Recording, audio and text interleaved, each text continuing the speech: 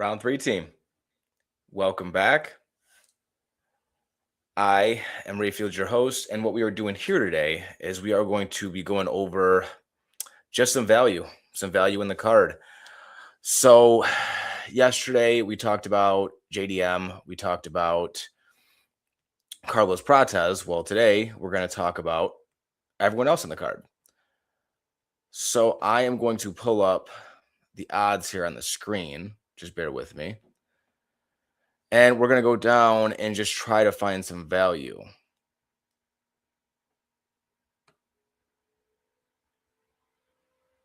Cool. So now here are all the odds from, I want to say this is just one of the main sites that have everything top to bottom, right? From where you can find all the odds from all the different sports books. So I prefer to stay on FanDuel. I just have this up here for you as a visual. If you just want to kind of look through and find the sports book that you prefer and that you are usually on. And then I'm going to click through here and just give you what I have access to personally, and that's everything on FanDuel, right? So we're going to start at the bottom, the prelims here with Cody Steele, because this is actually a fight that I'm really, really excited for. And I think, yeah, this is the first fight of the night. So Cody Steele is a minus 215, and Don Marfan is a plus 164. And I can jump over here. And it looks like that is what it is on this site as well, down here at the bottom. Yep. Minus 205 and a plus 175 here on the first book at the top, which is, let's see what book that is. And that's Bet Online. So yeah, that's not one that I'm too familiar with, but yeah, I like to go with FanDuel. So we're going to stick with FanDuel. And then you guys can just kind of reference these odds that I have on the screen if you'd like, if that's one of the sports books that you rock with. Okay. So Cody Steele. I like Cody Steele in this fight. I like him by knockout or decision, and it doesn't look like there's any props out. So whenever that prop is available, jump on that. Knockout or decision for Cody Steele. And we are in Australia, and Marfan is Australian. So I would say there's value on him by decision any way you slice, even if this isn't a close fight. I think he does have a chance to get it. Get it on the scorecards if it does make it there. But I think my favorite play would be Cody Steele by KO, and I think you would get plus money for him there. But overall, once again, the money line for those two that I'm looking at here on FanDuel is a minus 215 for Cody Steele and a plus 164 for Marfan. So we're going to move on to the next fight, which is Jonathan Metcalf versus Themba Gorimbo. Now, I am no longer a believer in Themba Gorimbo. I think this little experiment and project is just about wrapped up. I like Metcalf in this fight. I like him by decision. I think Gorimbo's going to keep himself safe. I want to say, I think his last fight was against Vicente Luque, and he got choked out. So I think he'll be doing anything he can to not get finished in this fight. So I like Mikhailov here by decision. Like I said, these for prelims, these props aren't quite out yet, which I'm surprised. Maybe later on today or sometime tomorrow they'll be out. But I hope for the main card we can at least get some props. But yeah, I don't see any value on the Gorimbo side in that fight at a plus 200. He's a plus 200, and Mikhailov is a minus 265. So if you want to chop that in half, more than likely, just take him by decision. I'm sure that's what those odds will be.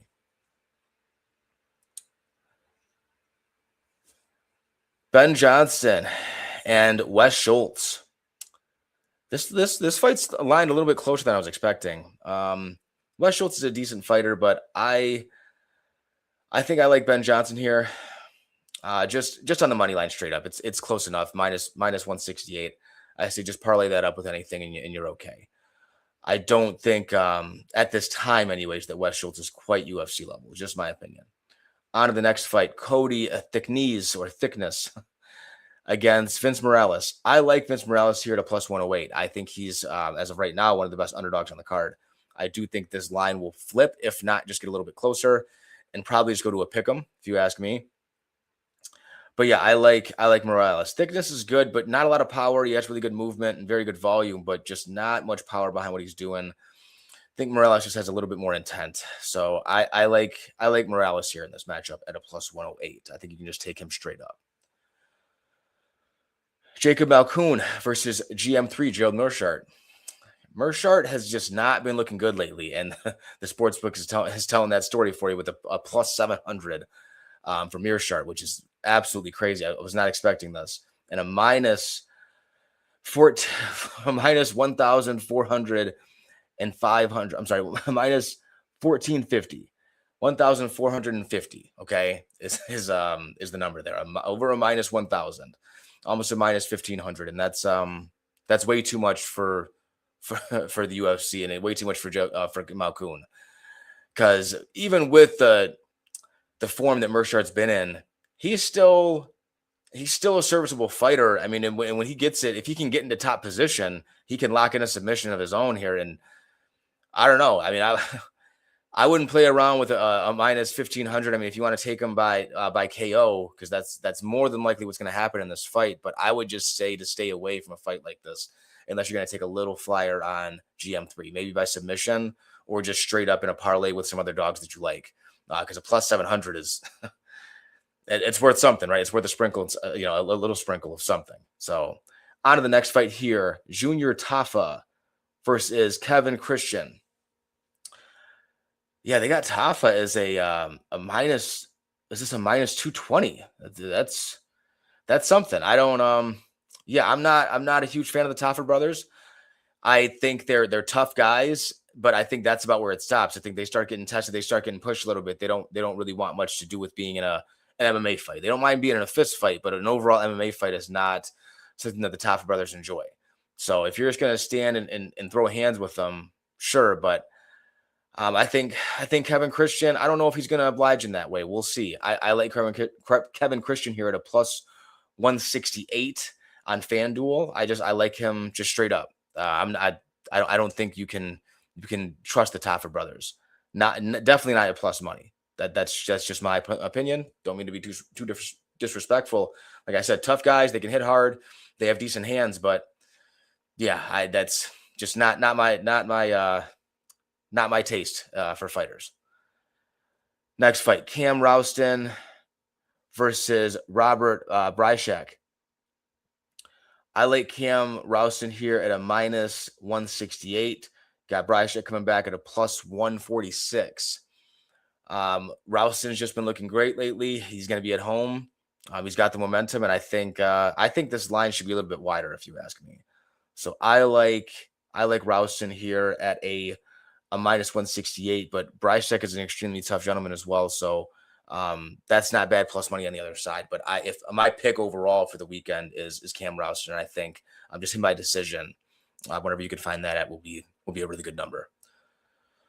So we are going to go on to the main card here. And it looks like if I got this correct here, if I got the card order correct, we got Tai Tuivasa starting off the main card, which is it's quite fitting if you ask me. Going against Louis Sutherland. Louis Sutherland burned us a couple weeks ago as my underdog lock of the week, and he's an underdog in this fight, which is, I guess just because he's coming in on short notice is why he's the underdog, because you got Tai Tuivasa, who I want to say has lost 5 or 6 fights in a row and is desperate for a win here, and I think he can get it. So I like Tuivasa at a minus 205, and I like Tuivasa by knockout. And I think you could even go as far as taking him by knockout under 1.5 rounds or just knockout in the first round. Louis Sutherland, he has a chance if he can get this fight to the ground, but coming in on short notice, the way he looked in his last fight, who was a much bigger fighter than Tai Tuivasa. I forget the gentleman he fought. Prospect, very, very, very big heavyweight, and Tai is going to be more of Louis Sutherland's size, so it'll be a little bit easier for Louis Sutherland to get in on those takedowns like he likes to attempt each fight. So we'll see how this one plays out, but I think the value here is Tai Tuivasa and take him by KO. I think you will probably get just over plus money if you take him that way. So before I go on here anymore on the main card, I do just want to say this is not a betting show. My show overall, I run a prediction show. My flagship show will be dropping tomorrow. So just keep that in note. I'm not a huge gambler, a huge bettor. I don't claim to be a professional bettor or anything, but I like to have fun with 5-10 bucks now and again, and that's kind of what I recommend. Don't be going crazy. Don't throw 50, $100 unless you're in that sports betting world. If you're just a fan outside looking in, just kind of going off what other people are saying, just go with 5 or 10 bucks, man. You'll feel much better in the end instead of jumping in the comment section and freaking out on someone who's put time in, to put picks out, right, and put themselves out there, and you're freaking out in the comment section about them getting a pick wrong. Well, do your own research. I highly suggest that, and I showed you a little bit of that in my other live stream that you can check that out as well. The JDM deep dive. I just kind of showed you the process that anyone can go through. It's really simple. So back to the numbers here, back to the odds, I should say. Tai Tuivasa, KO, lock that one in. That's what I would go with that one. Okay, Shamil Gaziev versus Brando Perisic.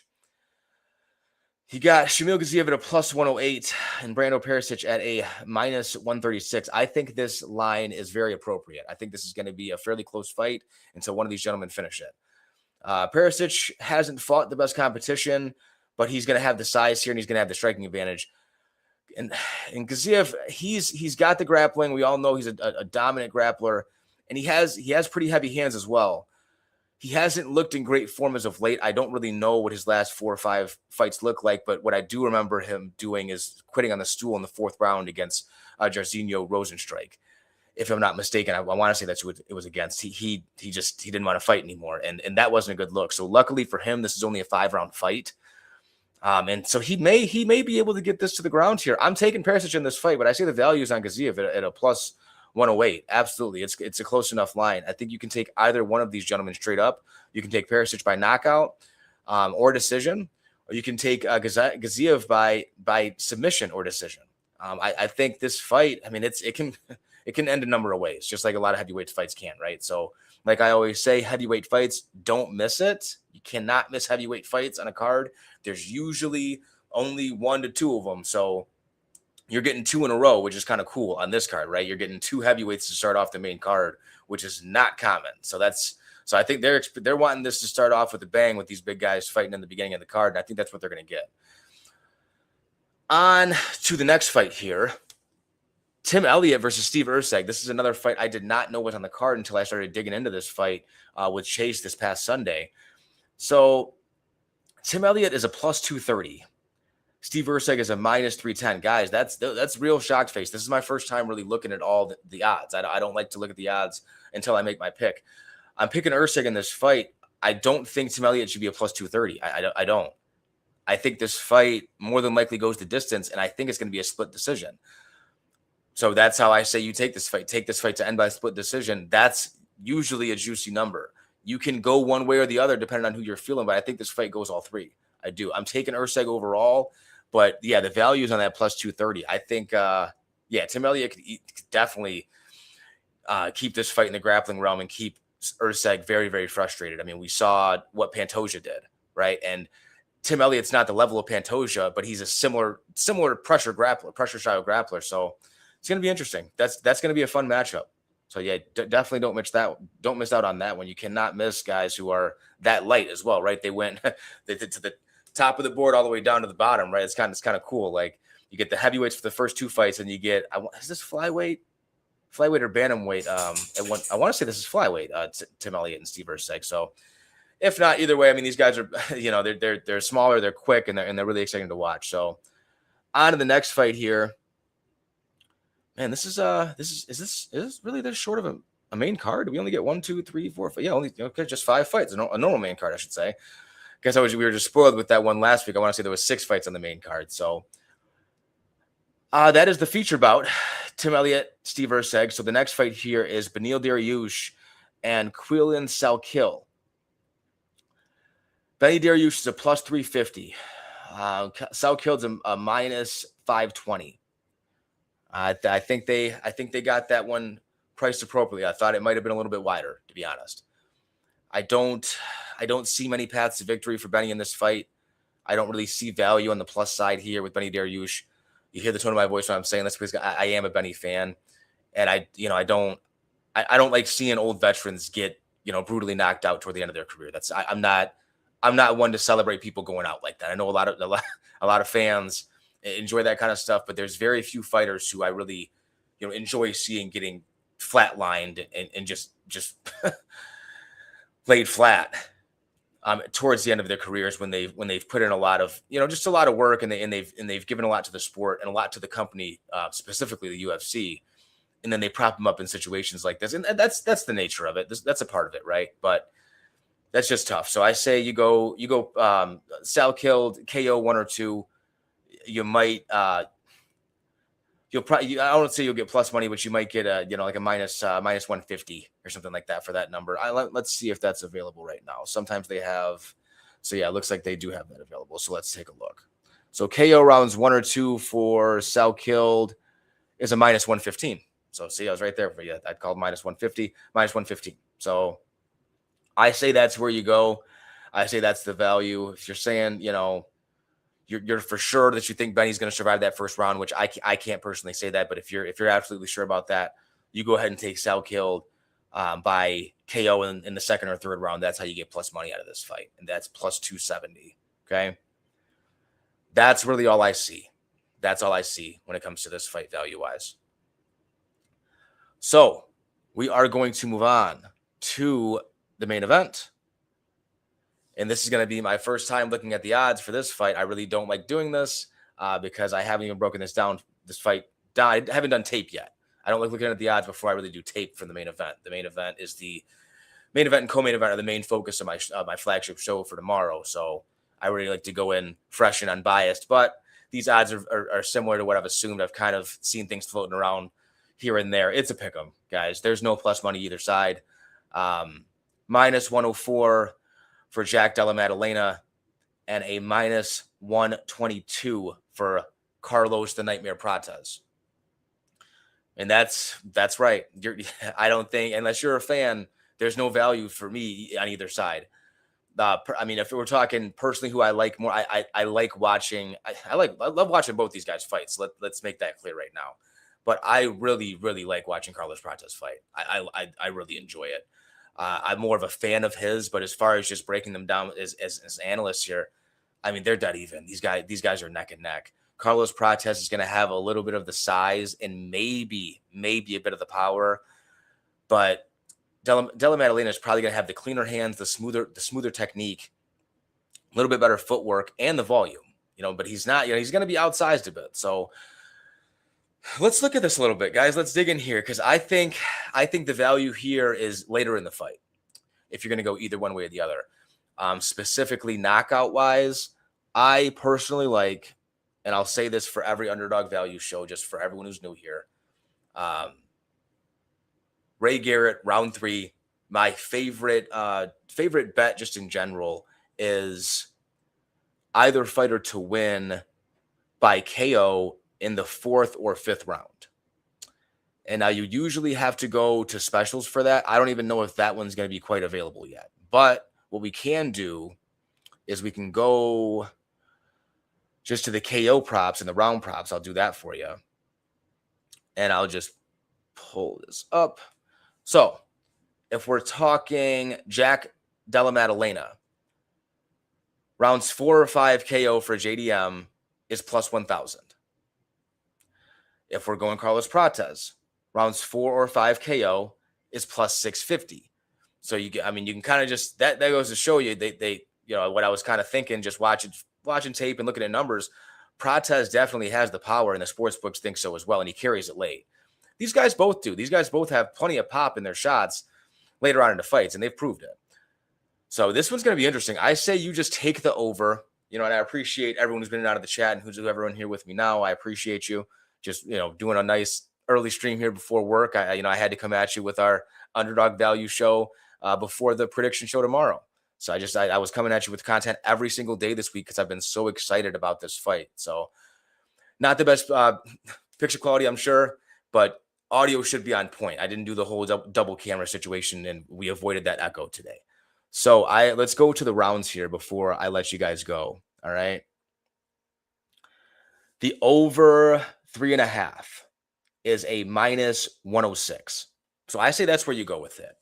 You saw Jack Della Maddalena, rounds 4 or 5 KOs at plus 1,000. Carlos Prates, rounds 4 or 5 is plus 650. And then the over, you get minus 106. So I feel like that's to me, that's where the value is at in this fight. I don't see I do not see an early finish. I don't. I think these guys are both way too skilled and just way too technically sound. I wouldn't say defensively sound because they both do. They absorb a lot of hits, but they both have they're both durable. They both have good chins.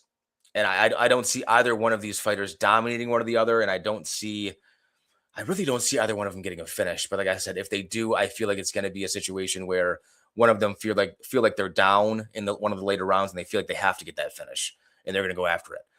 That's kind of how I see this fight playing out. It's going to be extremely close, guys. So that's all I have. I got to go to work.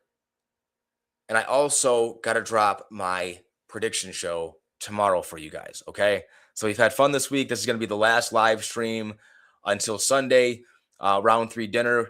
I believe Chase is going to be with me on that one. I'm not 100%. I'm pretty sure he said he's available. So that'll be the next time you catch me live. Until then, just go back and look at the couple lives I dropped this week already, and then be ready tomorrow evening for round 3 dinner. I'm sorry, for the round 3 prediction show, and then round 3 dinner on Sunday. All right. So thanks for rocking with me. We'll see you next time in round 3.